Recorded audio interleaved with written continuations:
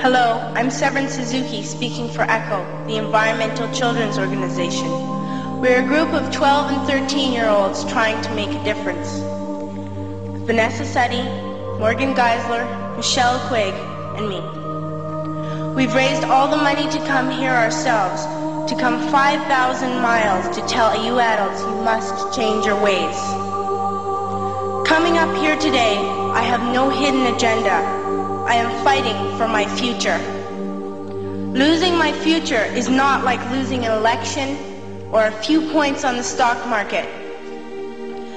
I am here to speak for all generations to come. I am here to speak on behalf of the starving children around the world whose cries go unheard. I am here to speak for the countless animals dying across this planet because they have nowhere left to go. I am afraid to go out in the sun now because of the holes in our ozone. I am afraid to breathe the air because I don't know what chemicals are in it. I used to go fishing in Vancouver, my home, with my dad, until just a few years ago we found the fish full of cancers. And now we hear of animals and plants going extinct, every day vanishing forever. In my life, I have dreamt of seeing the great herds of wild animals, jungles and rainforests full of birds and butterflies. But now I wonder if they will even exist for my children to see. Did you have to worry of these things when you were my age? All this is happening before our eyes, and yet we act as if we have all the time we want and all the solutions. I'm only a child and I don't have all the solutions. But I want you to realize, neither do you. You don't know how to fix the holes in our ozone layer. You don't know how to bring the salmon back up a dead stream. You don't know how to bring back an animal now extinct.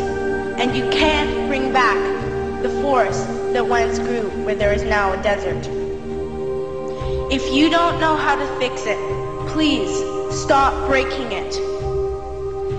Here, you may be delegates of your government, business people, organizers, reporters, or politicians, but really, your mothers and fathers, sisters and brothers, aunts and uncles, and all of you are someone's child.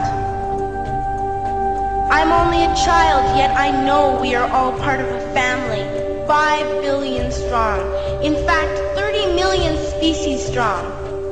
And borders and governments will never change that. I'm only a child, yet I know we are all in this together and should act as one single world towards one single goal. In my anger, I am not blind, and in my fear, I am not afraid of telling the world how I feel. In my country, we make so much waste. We buy and throw away, and yet northern countries will not share with the needy. Even when we have more than enough, we are afraid to share. We are afraid to let go of some of our wealth. In Canada, we live the privileged life, with plenty of food, water, and shelter.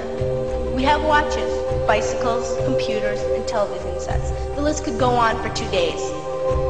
2 days ago, here in Brazil, we were shocked when we spent time with some children living on the streets. This is what one child told us. I wish I was rich. And if I were, I would give all the street children food, clothes, medicines, shelter, and love and affection. If a child on the streets who has nothing is willing to share, why are we who have everything still so greedy? I can't stop thinking that these are children my own age, that it makes a tremendous difference where you are born. That I could be one of those children living in the favelas of Rio. I could be a child starving in Somalia, or a victim of war in the Middle East, or a beggar in India.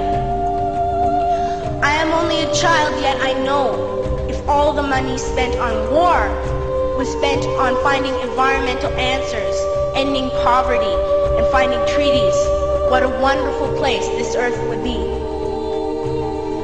At school, even in kindergarten, you teach us how to behave in the world. You teach us not to fight with others, to work things out, to respect others, to clean up our mess, not to hurt other creatures, to share, not be greedy. Then why do you go out and do the things you tell us not to do? Do not forget why you are attending these conferences, who you're doing this for. We are your own children. You are deciding what kind of world we are growing up in. Parents should be able to comfort their children by saying, everything's going to be all right. It's not the end of the world, and we're doing the best we can. But I don't think you can say that to us anymore. Are we even on your list of priorities?